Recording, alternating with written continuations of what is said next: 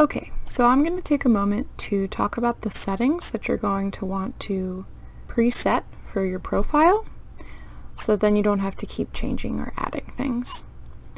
Now, right now I'm on my desktop and I opened up Zoom, but interestingly, I'm actually going to need to go onto my profile on the internet to be able to change these settings. But you can still access that through this desktop application. If you go all the way up to your profile icon and then you click Settings,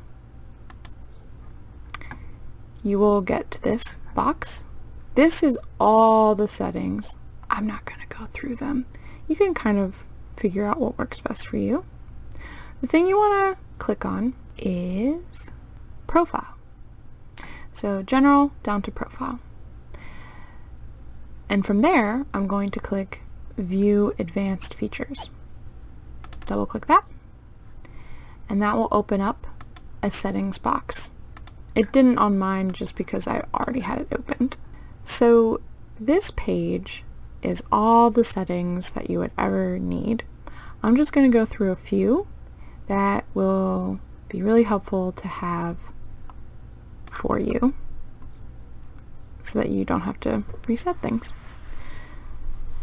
On the left-hand side, we have Security, Schedule Meeting, In Meeting Basic, In Meeting Advanced, Email Notification, and Other. Click In Meeting Basic. That'll bring you down part of the way on the page, and you'll see different things. With the chat, there's a potential that you can prevent participants from saving chat.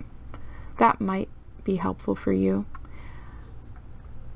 The thing that you really want to hone in on is you scroll down and there will be co-host.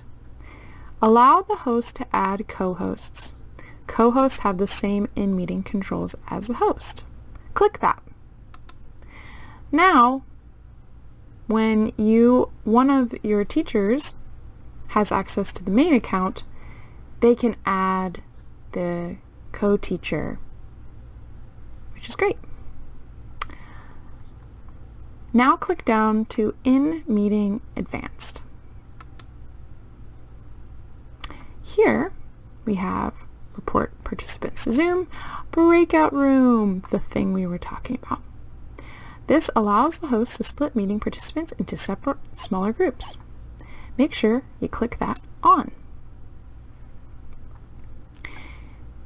Also, a dialog box will pop up that says, allow host to assign participants to breakout rooms when scheduling. If you're really ahead of the game, you can actually get your students to work together with certain people. But for now, we won't click that because our classes are small enough we don't have to do that. So one thing to consider is if you go back up to security,